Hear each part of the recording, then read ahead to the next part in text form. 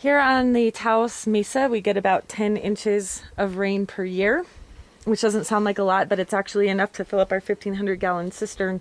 What happens is when the rain falls on this metal roof, it slides down into this corner, goes down that gutter and shoots through this system, down through a filter,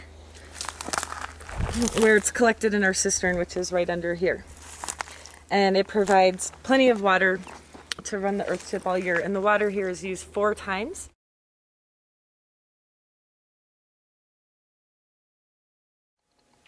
These are the water systems. Basically, water is coming down from that cistern that we looked at earlier, comes through this main valve, goes through a pre-filter stage. It's basically being drawn by this pump. It's a sure flow pump, pretty standard item. Goes through an additional set of filter on this side. Comes over here and then is distributed to either the kitchen or the bathroom. There's an additional filter system here for drinking water. Goes through this secondary filter and then a ceramic filter, and then there's little taps on each one of the 2 sinks for filtered drinking water. So the first use of the water is when you do your dishes, wash your hands, take a shower. Here's our drinking water tap that has the extra filtration. The second use of water, after this water is first used, it's called gray water. And it goes through this digester, takes any stuff out of it, and then goes under our indoor jungle. So this keeps our plants moist. It keeps the house more humid than the desert air outside. And also the indoor jungle is another layer filtration of the water. One of the other uses of the gray water is to water the garden or any cleaning that you need. So we looked at the indoor jungle, which goes along the entire front of the house. When we need to use that gray water, it's pumped from underneath the indoor jungle through this filtration system. That makes it ready to fill our toilet. This is the third use of the water. So after it goes out of the toilet, as well as any water that comes from the shower, it goes into the septic system and out to the outdoor leach field, which also supplies water for outdoor garden. You can see that right outside the window. Just a note here, this is the bathroom, this is the shower. Shower is situated on the glass, full exposure to the sun, which actually helps keep you warm on a cold day as you're taking a nice hot shower.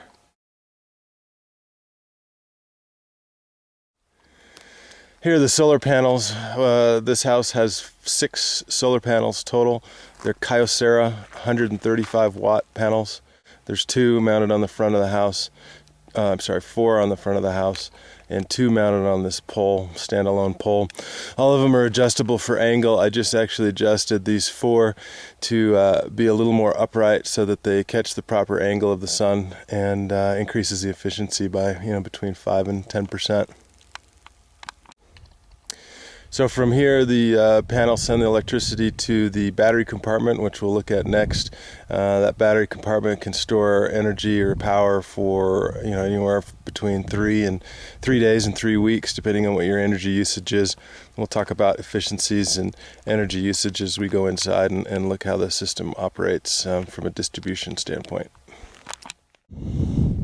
Okay, so after the power goes through the solar panels from the sun, it goes into this battery compartment. This is where we've got the 3 rolls batteries set up. They're numbered A, B, and C and produce the equivalent of 12 volts. So they're 4-volt batteries each. You can tell the compartment has a lot of room for extra expansion in the future. In addition, there's another panel just on the other side that's currently empty. Also, just a point up here, we've got all of our different systems. So satellite TV, which you can see is not hooked up, and satellite internet, actually bounced internet signal here. So we saw the electric batteries up top outside, then the electricity comes down and through into this electrical closet room. Electricity comes in here. There's a series of different cutoffs and shutdowns before it goes to the charge controller. This is a brand new Outback charge controller. This basically is going to ensure that the batteries are charging themselves at the most efficient manner possible, taking the electricity from the solar panels and adjusting the way that it flows and charges into the battery system. Once the batteries are charged, you can turn that DC into AC. This is an AC inverter here. It's got a separate meter push button there. It's now turned on. So now we've got AC. In this house, AC is pretty limited. We don't use it for much. We'll use it for internet because the wireless is a plug-in to AC 110. We also have TV and a DVD player, so we'll turn this on for those periodically. But mostly, all of the lights, all the lighting in the house, the water systems, everything else works on 12 volt. So it's super efficient. You can go a long period of time with no sunlight, just running off of battery power.